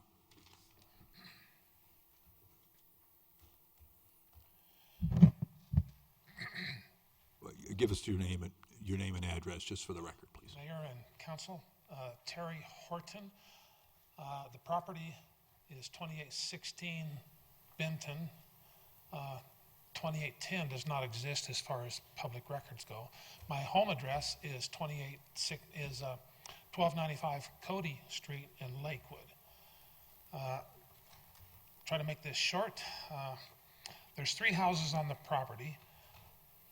Each has their own gas line, sewer line, water line. I want to subdivide it, divide it into 2 houses on one lot house on the other lot, with the property line running down the middle. I'm a Vietnam vet. We bought this house 20 years ago on a 203K loan program, which the Veterans Administration provided. and they've provided fix-up money to fix the property up and bring it up to code. So to get that loan 20 years ago, we had to upgrade the electrical, plumbing, electrical, the foundation, the furnaces, and everything, and that was done. And that loan was approved, and the costs of all that repair was built into the loan, which was wonderful for us, you know, just being right out of the Navy. So that provided,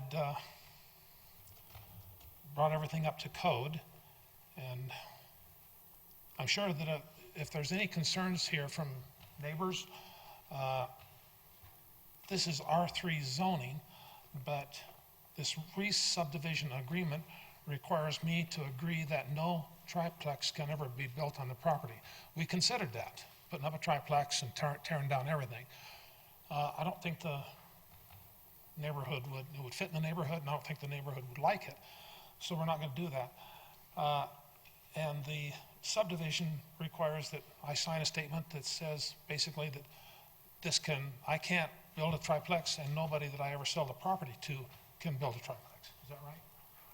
So that's going to be better for the neighborhood, for me and for others.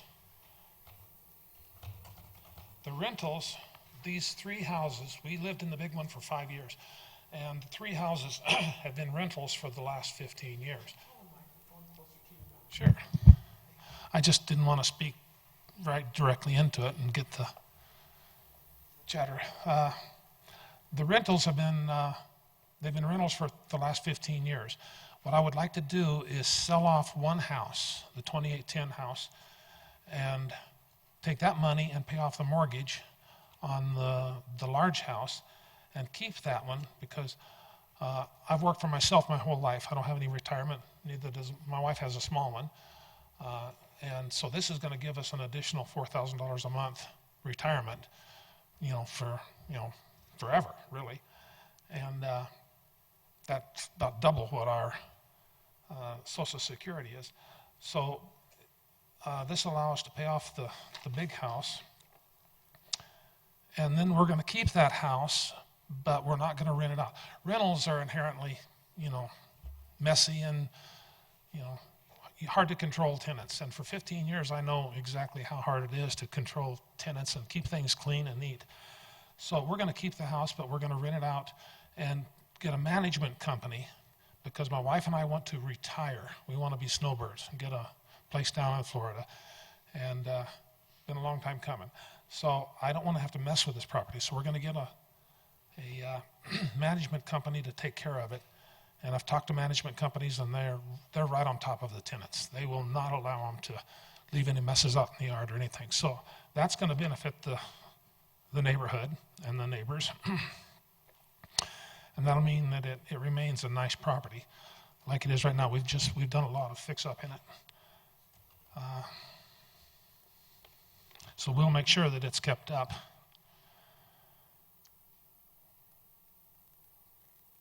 I guess that's it. Okay, thank you very much. Any questions? Or We'll, I guess, just take a seat close to the microphone, so in case we do have any questions. But I will open it now to a council for questions of staff or of the applicant. Do we have questions? Ms. Weaver. I just wanted to verify the language about the triplex. Could you just? Sure, so residential 3 zoning would allow for, basically they could tear down and build 3 attached townhomes on the property. The square footage, by reviewing it on single-family lot standards and keeping it to the 7,500 square foot lot size, that ultimately reduces it to only allow for a single-family home in the future. So how does that get recorded when for the next owner? I'm just curious. That's how strictly that- based on lot size requirements. Okay. So for anyone that would come in. So it's not the agreement signed, it's more. It's not, it's just inherently written in our zoning code. Gotcha, thank you. Yes, you're welcome. Thank you, Mr. Matthews. Thank you.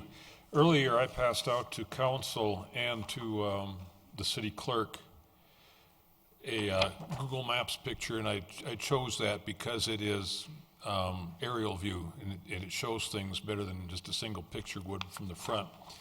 And when you look at that map, what you're looking at, this property was located and originally was a farmhouse at 32nd and Teller. And the farmhouse is the light-colored roof you see, which would be on the one corner there. And the big house right to the right of that farmhouse did not exist, and the two houses under construction did not exist.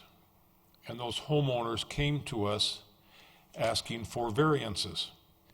And at the time, they told us that they wanted to have this to be a family plot, and they wanted to build the big house, and then where the two houses there are under construction right now would never be homes. That would be the family garden.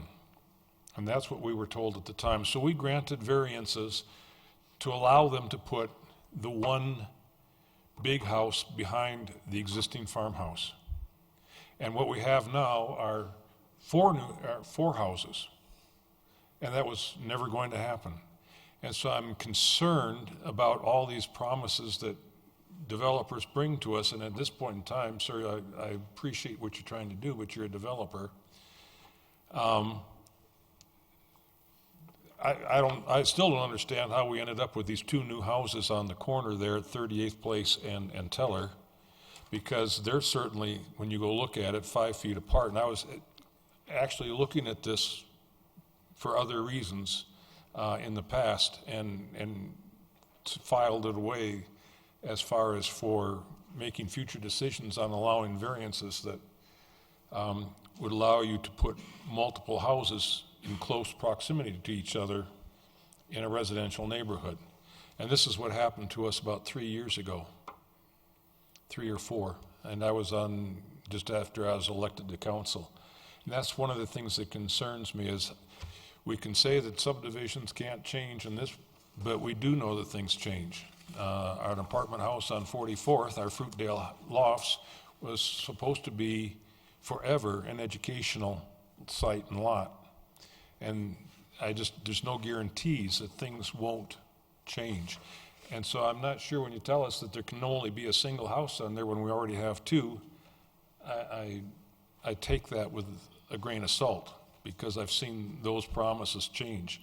The other one I gave you was a flag house, and just to show you what happens. Point when of you start order, Mr. changing Matthews, things. this is time for questions, not time for discussion. A motion hasn't been made. So I question, how can you guarantee us that things won't change? And I'm using this as examples that things do change. We've made that statement that it's always going to, if anything happens, there's just going to be a single house there. Let's give staff an opportunity to answer, if you'd like to. Since that predates Ms. Stevens' time here, I can take that question, Mr. Matthews.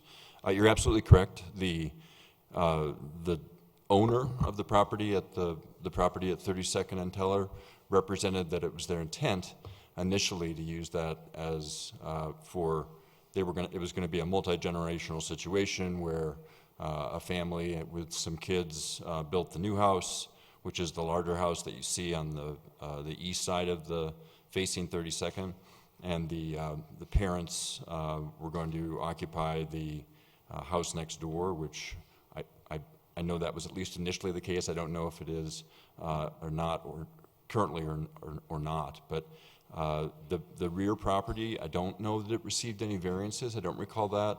But just to be clear, in terms of what staff communicated on that, it was clear that they were entitling a development lot. And again, I don't believe it had variances, but I can't say that absolutely. It was the representation of the owner of the property that their initial intent was going to be to use it as part of the estate for gardening or what have you.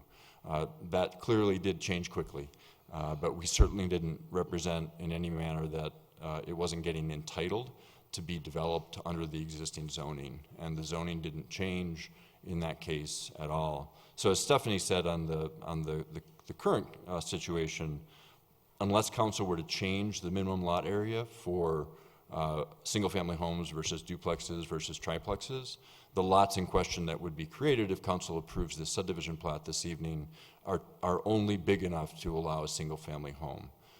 And we don't currently allow accessory dwellings in any fashion. So if that carriage house were to go away, they'd be restricted to having a single-family home. So if anything were to get torn down or change on this property, it would be the current zoning, absent a change to either the zoning or a change to the development regulations, would be one single-family home on each of the 2 lots. Does the current R3 allow for 2 separate houses on one lot? It does not. So in essence, we're creating an ADU if we allow this.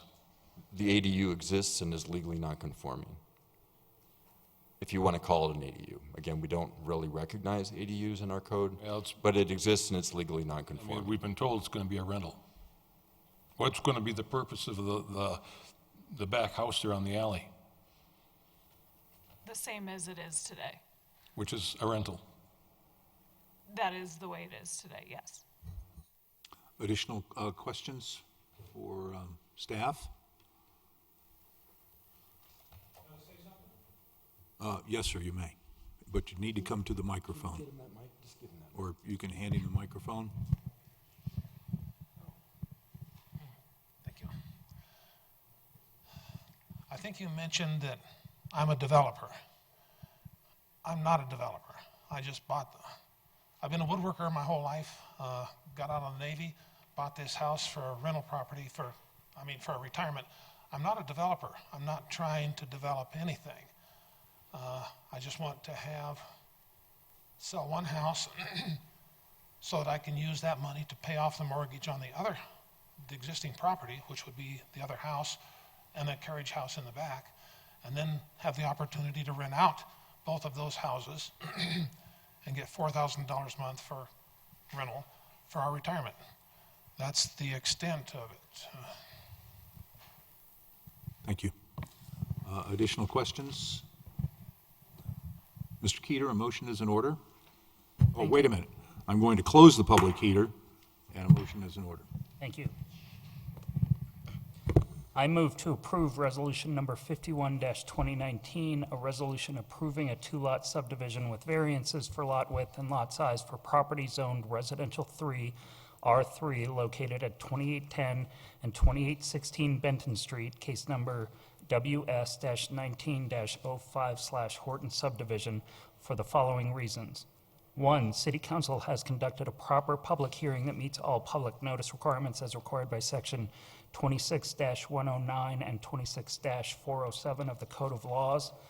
2, the requested subdivision has been reviewed by the Planning Commission, which has forwarded its recommendation of approval.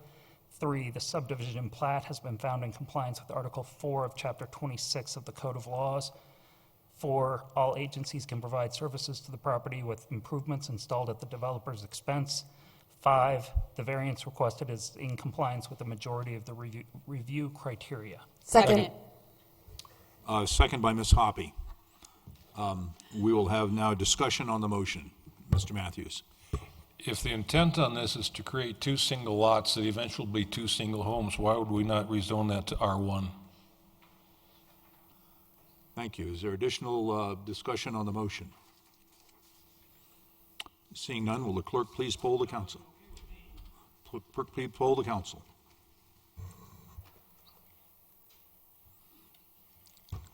Motion carries 6-1 with Councilmember Matthews voting no. Thank you. We will go to item number 4 on our agenda. Mr. Keeter, will you introduce item number 4?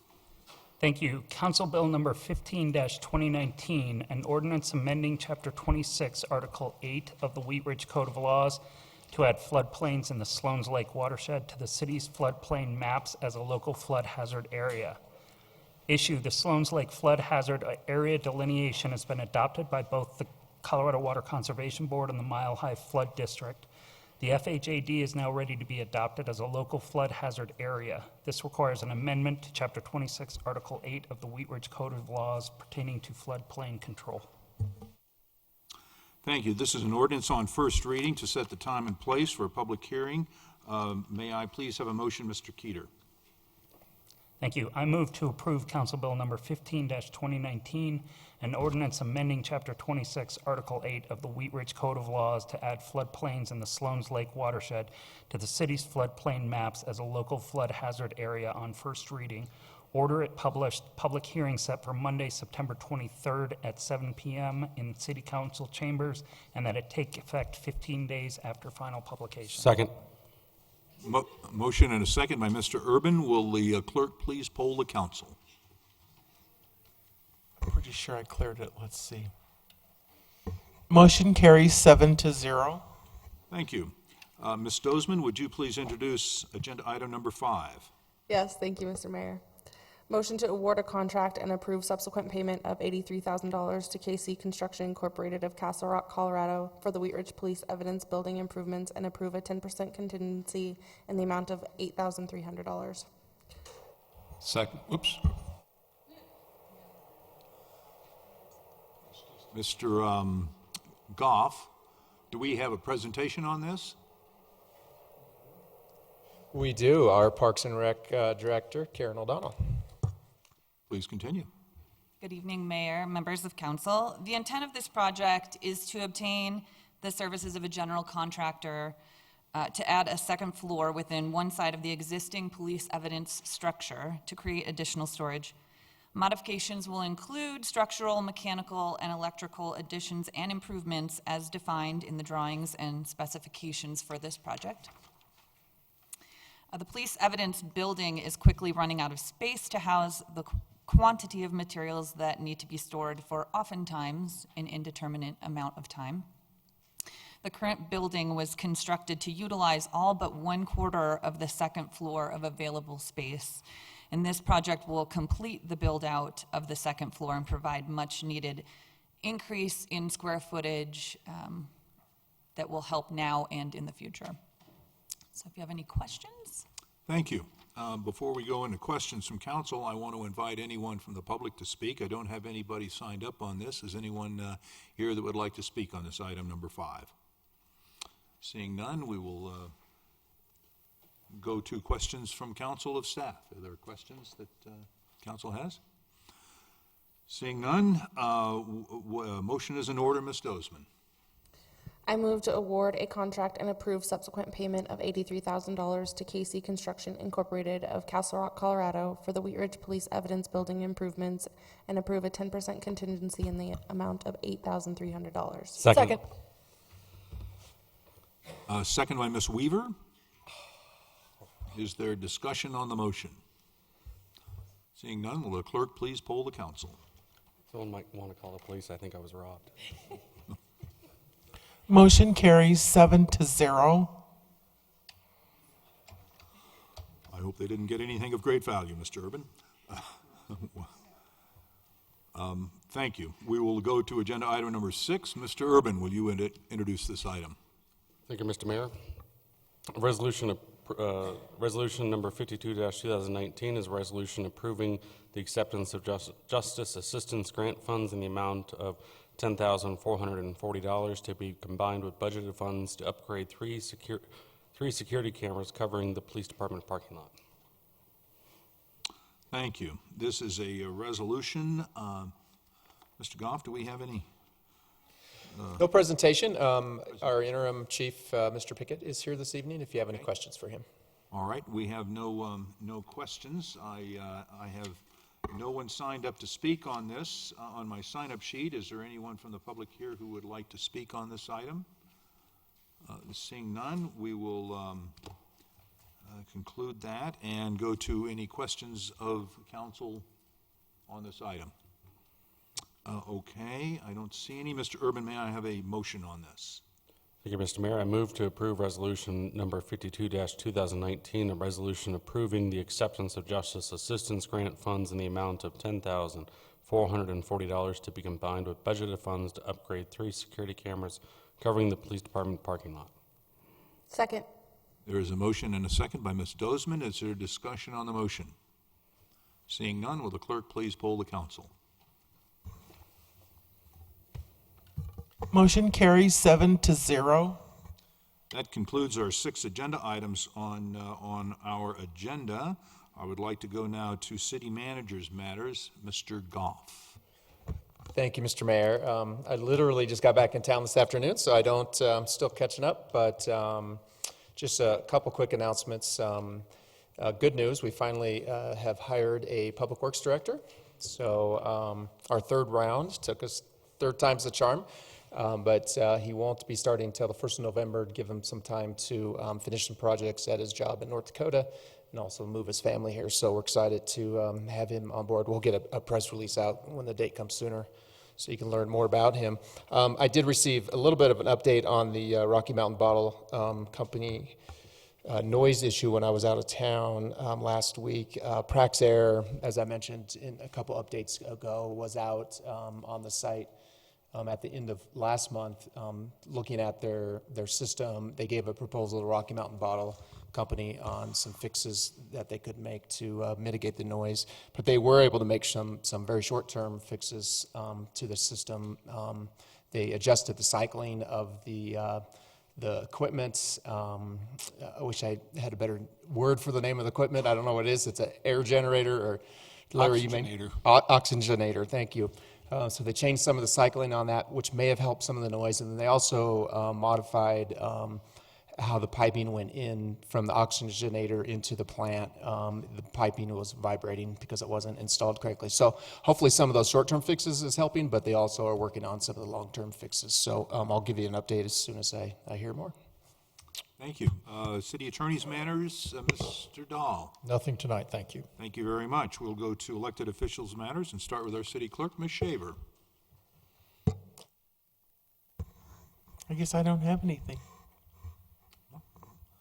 Okay, we'll go to elected official matters and start with Mr. Keeter.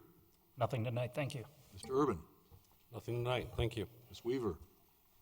Tonight, thank you. Thank you. Mr. Matthews. Pass. Ms. Dozeman. Yes, I just wanted to remind everybody that the Farmers 5,000 is this Sunday, the 15th, at 9 a.m. Pre-registration closes tomorrow at 2. You can also sign up on race day. It's a little bit more expensive to register on race day, but it's a great community event. They have a competition amongst the elementary schools, so whichever elementary school has the most participants show up gets either $500 as first prize, $250 for second prize, and then books for the library for third prize. So come out and see us, even if you don't run. Thank you. Mr. Pond. Nothing tonight. Thank you. Ms. Hoppy. Thank you, Mr. Mayor. I would like to ask council if they would support a resolution supporting 1A as was requested by our Sheriff Schrader today. And I think that we have to have a majority to be able to do a resolution, right? Is that right? Do we have to have a majority to do a resolution supporting a ballot initiative? You always have to have a majority to pass any resolution, but I'm sorry, I mean like a unanimous, I meant. Oh. Sorry. No. No. No. Okay. Well, All right. I don't know if we have a rule on that. No, I don't think there's any council rule on that. There's nothing in the charter. Okay, so I'd like to ask someone to support me in supporting a 1A resolution. Would you like to make a motion? Sure. I'd like to move that City Council makes a resolution in support of Jeffco 1A. Second. There's a motion and a second. Is there discussion on the motion? Mr. Matthews. I'm not convinced I can support anything until I've read it, and I haven't read it yet. I would think we should at least study and see what's in it and what all the broad-reaching effects are before we start supporting something. Mr. Urban? So is this a resolution in support of the ballot question, or is it to have a resolution prepared for us to vote on at the next meeting? To have a resolution prepared for us to vote on the next meeting. Okay. That makes a difference. So this is a motion in support of a resolution to vote on at the next meeting. Yeah. Will the clerk please poll the council? And who was the second? Mr. Keeter. Mr. Keeter.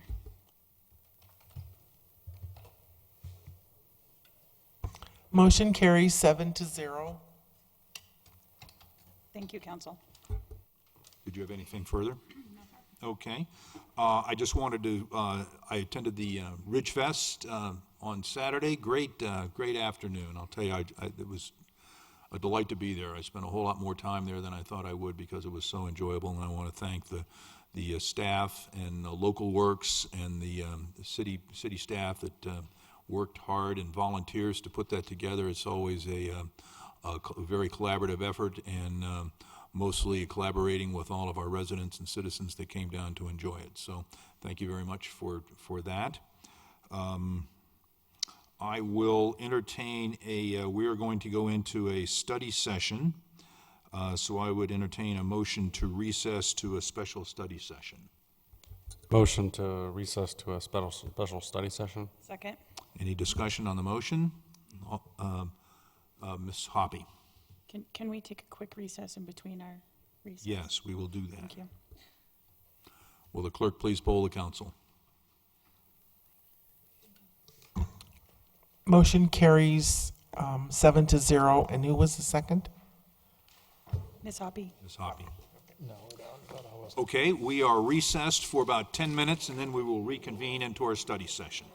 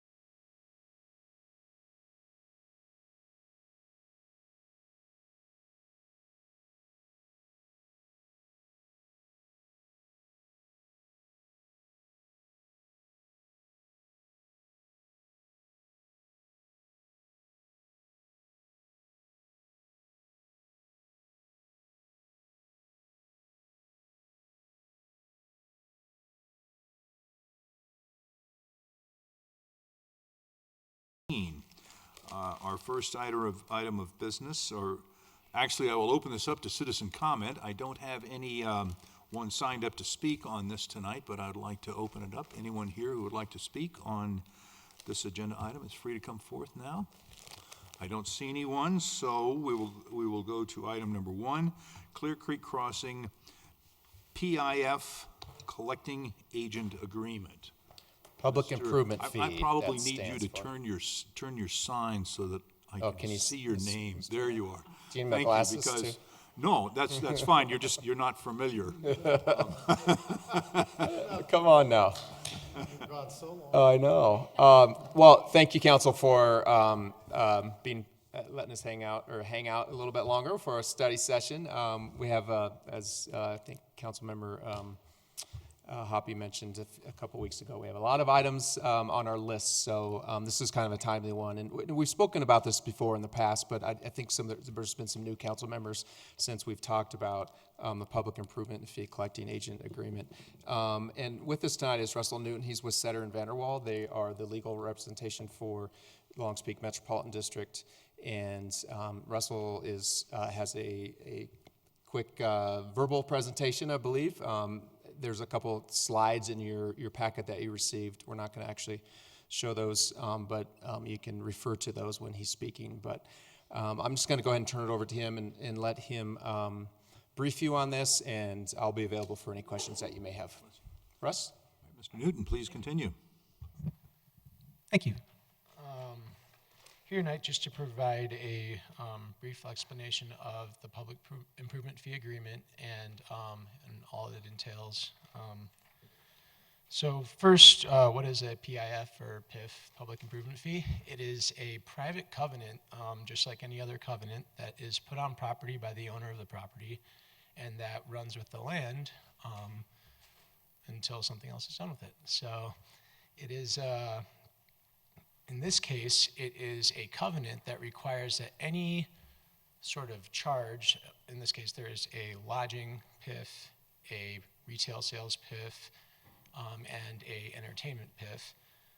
So any sales that occur on that property are collected and charged, and they go back to fund public improvements for that property. The use of the revenue has to be tied to the land. And so, although it's a private covenant, the purpose of it is public, and it is meant to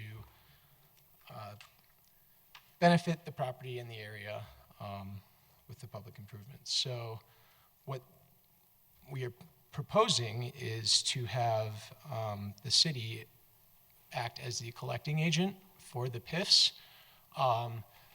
They are charged on purchases. They show up on receipts just like a sales tax would. It's usually that bottom line you might see on a lot of newer developments. It's a very common tool to help finance public improvements.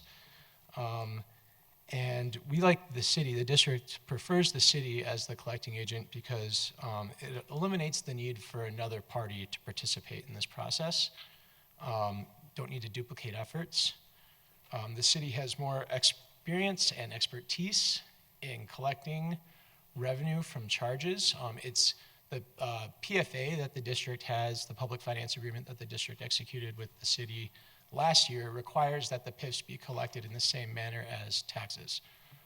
They are not taxes, but the process is the same. And so we prefer to have an agent that has a lot of experience in doing this, and the city is a perfect candidate. It is also more efficient and seamless for the end users or the retailers who are paying the charges. They are sending maybe 2 separate checks, but to the same location. They're dealing with the same staff and people when they're communicating about these things. There's more familiarity, so that really helps a lot. And also, nobody does anything for free, especially in the private sector, so you have a fee that would need to be charged and paid to a private firm that would collect this fee. The district would prefer that all of the funds collected stay within the public realm. So there is a 2% fee on any PIF funds collected that would go to the city to cover the city's costs and maybe then some. And at full build-out and what we are anticipating in PIF revenue, that would be $20,000 annually, perhaps more. So just to wrap this up, I know that the city is a long-term partner in this, and as a long-term partner in the Clear Creek Crossing project, it's best suited to provide reliable, permanent, and transparent collection. And I'm free to answer any questions you may have. Thank you very much. We'll just open this up for questions from council. Are there questions about the PIF agreement out at Clear Creek Crossing? Mr. Matthews. It's mentioned here in the preamble that part of this is going to pay for the hook ramps, which we had money from 2E. What's happening there, and how do those commingle? Yeah, and honestly, I read that on my flight coming home this afternoon, and that's not 100% accurate. I didn't see that before I went into the packet. None of the PIF revenues are going to the hook ramps. The hook ramps are being paid from the 2E dollars fund. So that was a. Sorry, just to clarify, what it's going to do is the 2E funds are paid, but pursuant to that public finance agreement and the reimbursement agreement, the district is obligated to reimburse with bond proceeds anything above the $10 million.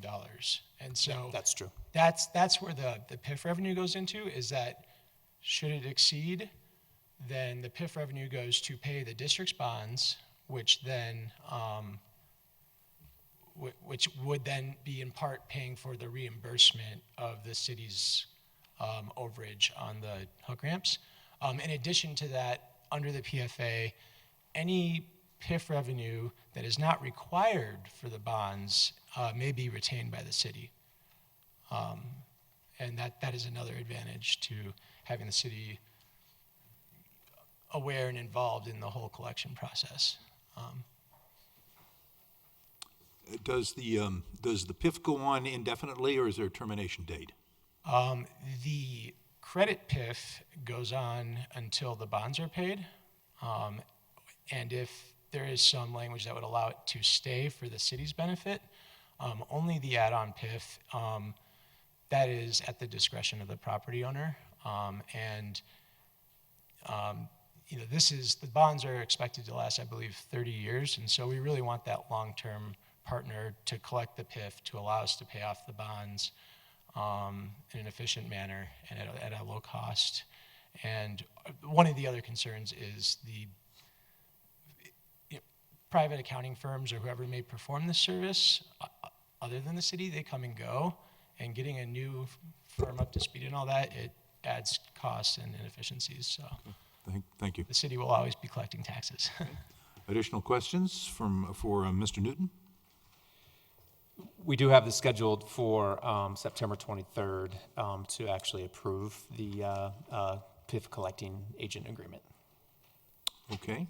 Mr. Keeter?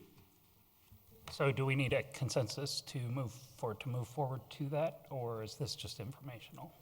No, we would want to have consensus to move forward on this. Is there consensus on council to move forward on this item? There is consensus. So thank you, Mr. Newton. Yes, thank you for your time. I don't think we'll need anything else from you. Mr. Goff, does that conclude all we need to do? Yes, thank you. On study session, yep. Okay, then we are going to, Mr. Dahl, make sure that I use the right terminology here. We're going to return to our meeting. Reconvene the regular city council meeting for the purpose of taking a motion, which Ms. Hoppy has. Okay, then I want to reconvene our city council meeting of September 9, 2019. Ms. Hoppy. Mr. Mayor, can you wait until I change the tape, please? I can do that. And then say that line again. Okay. Hang on.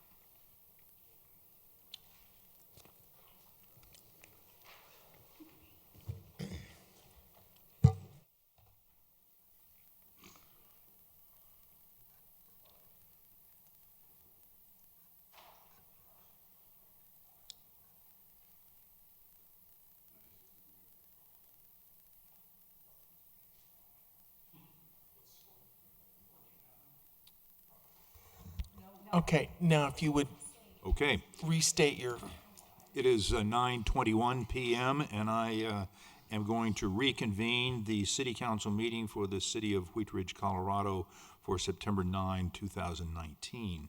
I'm going to recognize Ms. Hoppy. Thank you, Mr. Mayor. I move to go into executive session for a conference with the city attorney, city manager, and appropriate staff under Charter Section 5.7B1 and CRS 24-6-402 4B to receive legal advice concerning pending litigation, Clark Sorrentino McLeod. Second? Sorry.